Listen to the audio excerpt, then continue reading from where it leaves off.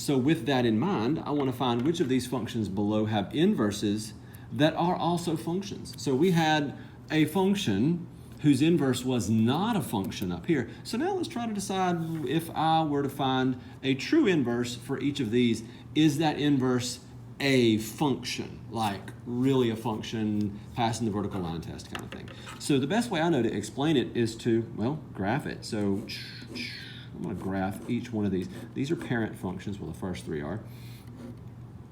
And the last one is. And the next to last one sort of is, depending on how you feel about the number 2.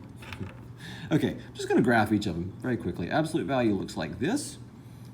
This one is going to be a parabola. This one is a cubic function.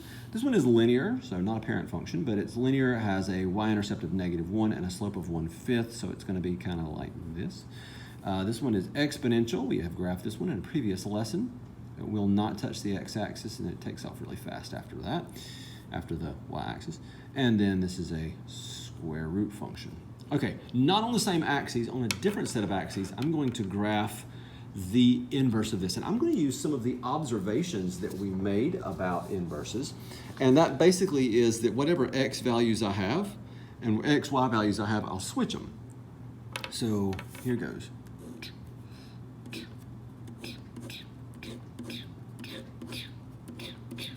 That's the sound it makes. There we go.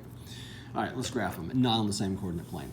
So let's, this is interesting. What we're going to do is take this right here, this absolute value, and we're going to rotate it and reflect it. It's the correct word. Sorry about that. We're going to reflect it over the line y equals x, which is another way of saying all my x, y values become reversed. So this up-facing v becomes a right-facing v. Okay, this line technically is the line y equals x, so it ends up exactly where it was. This line right here would come down here. All right, all I'm going to do right now is graph. We're going to answer the questions in a minute. We're just going to graph these. So what was an upward-facing c gets reflected, and now, I'm sorry, an upward-facing u is now a c, basically. It's going to go like this. Okay, now this one's going to get tricky. What was, I'm just looking at this part, coming up this way is going to go this way. And this part is going to go here. All right? All right, we're going to reverse some coordinates. 0, -1 becomes -1, 0. This coordinate, in case you care, is at 5, 0. Don't have the numbers on there. So that would become 0, 5.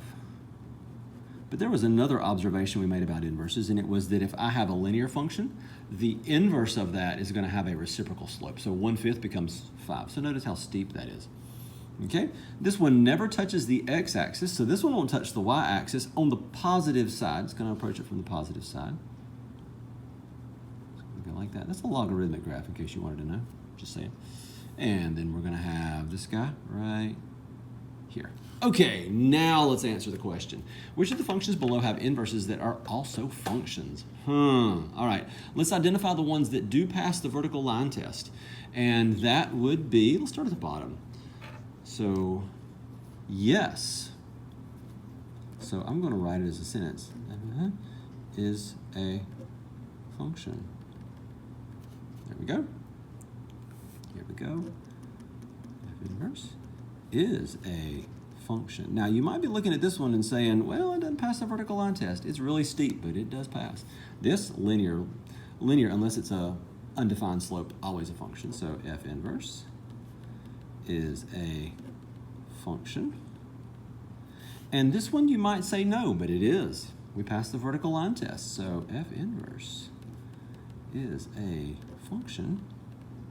And then we get to the other two, and we do not pass the vertical line test on these. So any x value you pick on the positive side for both of them is going to have more than one output. So which of the functions below have inverses that are also functions? So I'm reluctant to even say F inverse is not a function, because then I would really be calling it a function by just saying F inverse. So I'm just going to say not a function. And I'm also going to say not a function here. So I am going to continue with this. If you've got what you need with this video, feel free to go ahead and stop it right here, but I want to just talk about this for just a moment.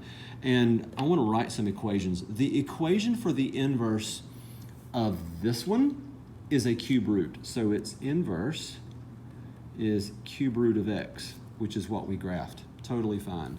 This one is linear. The equation for the inverse of this would be I'd add 1 and then multiply by 5, which would give me 5x plus 1 in parentheses, so 5x plus 5. Totally a function. This one's going to involve stuff you haven't learned yet. It involves logarithms. And this one is going to be, well, I'd square both sides, and that looks great, but that only covers one part of it. So let's restrict the domain, x greater than or equal to 0. However, if I were to come up here and say, oh, well, I've got my inverse right here. That's fantastic.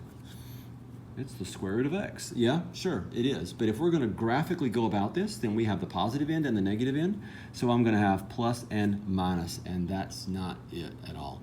And I'm not going to find the actual inverse of this one. Absolute value is a piecewise situation, and we're not going to play that game.